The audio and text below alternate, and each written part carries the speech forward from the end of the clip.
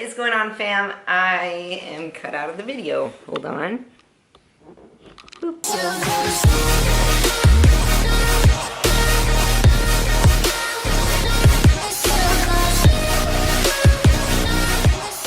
We are back, and as was highly requested from our last video, everybody wanted us to do a carb cycling video, a video more in depth on carb cycling. So we are about to go over the what, when, why, how of carb cycling for you. We're gonna break it down into super simple, easy language so you will understand and be able to apply it to your lives.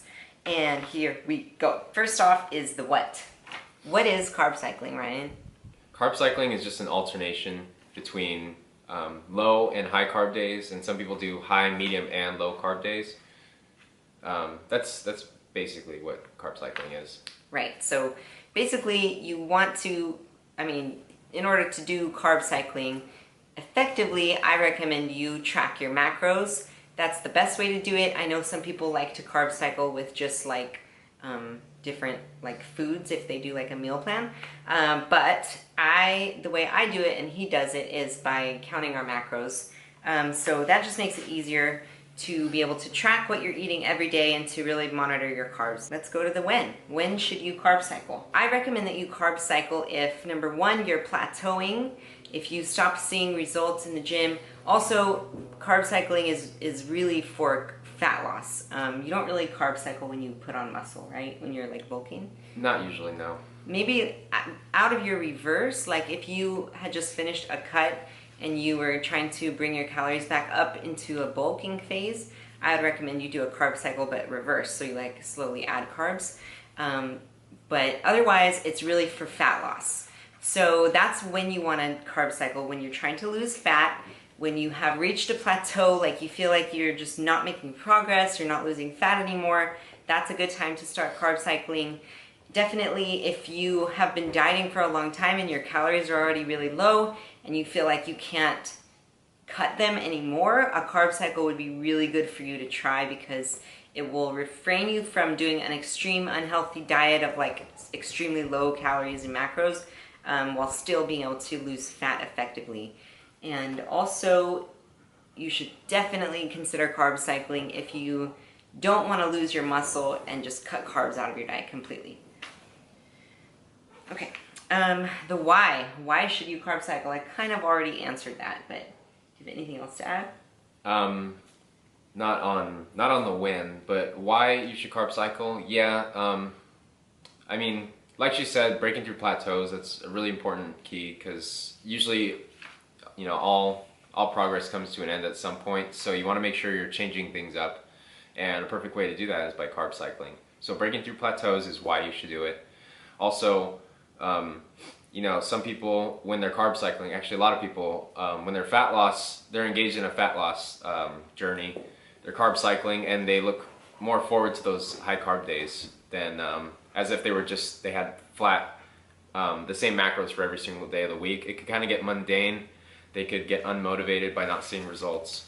So looking forward to those high carb days and those low days to drop the calories a little bit more and see some more fat loss. I also wanted to add like this little, give me your ball because I don't want you to have to squeak it during our video. You want to make an appearance? You want to make an appearance? She literally walks around with this thing and squeaks it all day like that. So I have to take it from you. I'm sorry. We're almost done. Give me a kiss.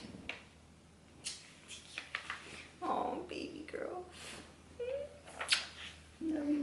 I wanted to break this down in a little bit of a different way to understand it. So we all have a metabolism, obviously, and our metabolism runs depending on how many calories we intake and how many calories we expend. So if we're eating like 2,000 calories a day of the same macros every single day, your metabolism will adjust to that level of calorie intake and expenditure, right? So like the minute you start burning more calories than you intake, you start losing weight.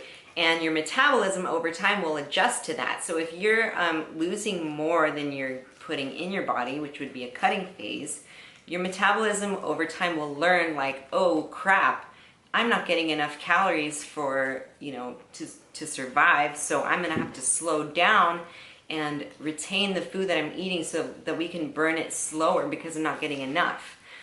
So with that concept, you can kind of understand where carb cycling would help, because in a way it kind of tricks your metabolism into thinking like every other day you're getting different calories. So your metabolism will continue to burn at a higher rate even though you're giving it less calories. So that's kind of like an easy way to think about it. Like you're tricking your metabolism so that it won't adjust to the lower calories, but you still get those effects by fat loss. Boom. Boom. Boom. Boom. Okay. We're gonna go over the how now. How do you carb cycle? The big question. So how do you carb cycle? Well, like I said at the beginning of this video, it's an alternation or an oscillation between low, medium, and high. So you want to make a big enough carb gap between the lows and highs so that they actually make a difference. You will feel the difference, but you don't want to make a huge gap between your low and high days. Otherwise, your lows will be pretty miserable and your highs might be a little over the top of how do you say? You might be like, oh my gosh, this is too much food, I'm dying. No, probably not. You don't want to spill over. Yeah, you don't want to go overboard on the carbs, basically. So how can they, like, how can someone watching this video take what you just said and like actually know how much to use? Because I know that watching that, they're going to be like, okay, great, but how do I do it? Yeah, so I would trial and error with different gaps, different low and high days. Maybe just start at with your deficit, and then your low days will be 20 grams under that. Your high days will be 20 grams over your usuals. And like if you don't see a huge difference in that, then maybe you can increase the gap after a couple of weeks to 30 down on the low days, 30 up on the high days, and go from there. But yeah, typically, I mean, there's a pretty big gap. Everyone's different. Everyone's metabolism is different. Everyone's eating a different amount of carbs. So it's hard for us to tell you exact numbers because everyone is totally different. Anyone can have between like 20 and 60 grams under and over for their low and high days. But it's like some people don't have that many carbs to spare, and some people maybe have more carbs to spare. They can spare maybe 100 grams under and over. Mm-hmm. Yeah, so I know that when I have clients and I'm starting them on a carb cycle and they've never done it before, just to kind of like jump into it and so I can kind of understand where their metabolism is and how it works, I will usually, like, I'll give you an example. I'll say like, what if this person has been eating 250 grams of carbs a day? That's their like maintenance calories, maintenance carbs. I would probably start them on a carb cycle with a medium day in the middle. And I would start them not too far off of their maintaining calories. Like I would do, if they were eating 250 carbs, I would probably give them a carb cycle of like 235 to be like their normal day. And then a medium day of like 245 and then a high day of like 275. Just to kind of gauge where they are. So it's not really that big of a flux in calories. But then I could start to see how their body responds to the actual cycle without like dropping their calories drastically. And like if they lose like a little bit of weight, I'll probably think, okay, this is probably a good thing because it's only, I mean, I have them check in every week. So after a week, if they lose a tiny bit of weight, that's probably a good thing because it's only 7 days. You don't want them to lose like a crazy amount of weight or gain weight. So yeah, so then I would probably, I mean, most people that I train, like most young women, because that's usually who I train, I would give them a carb cycle between like 25 grams, like between their low, medium, and high. Like their high would be probably 40 grams over their low day, and then the medium would be somewhere in the middle. And then also, I wanted to add, when you are doing a carb cycle, to know like how many of each day to do during the week. You could start off by doing like basically only one high carb day a week, and then the rest are normal days and low days. And then as you continue to carb cycle, instead of like having to drop your carbs a lot, you could just add more low days. So as it goes on, you want to make it harder on yourself, just to keep the fat loss going, keep the ball rolling.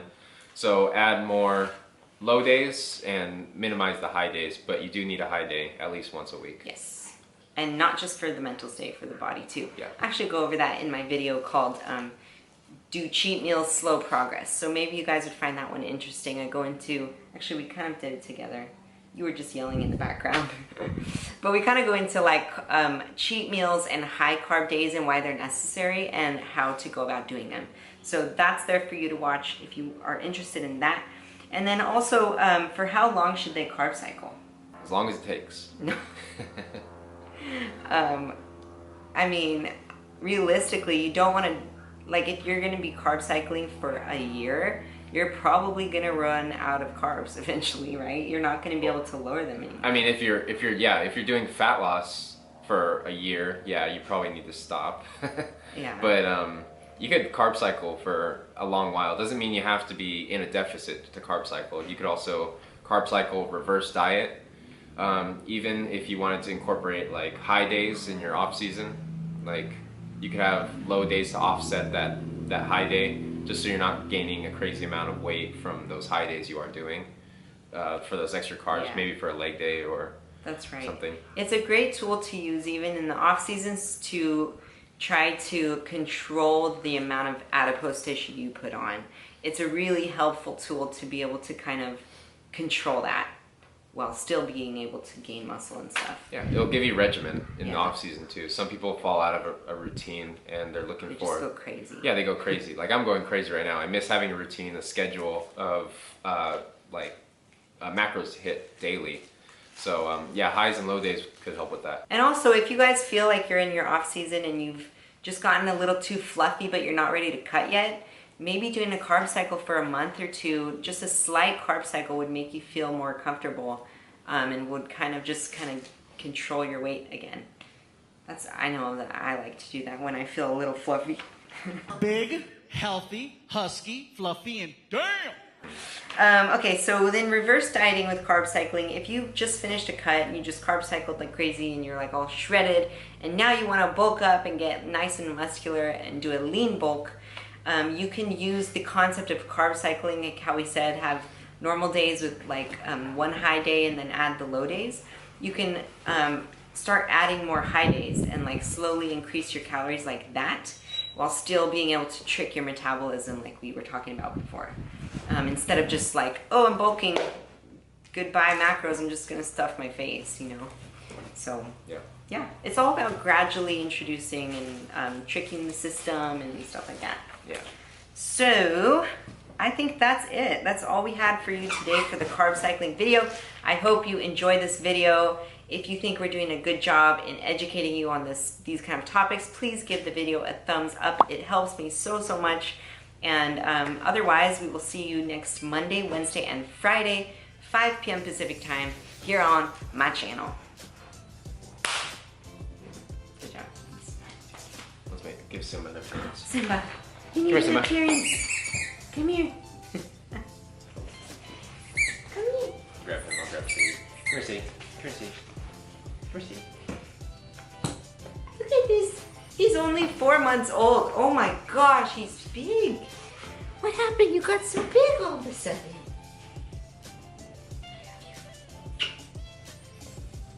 Goodbye, YouTube. High five. Good job, Mom and Dad. Rawr. Rawr. Kiss the camera. Kiss the camera. Okay.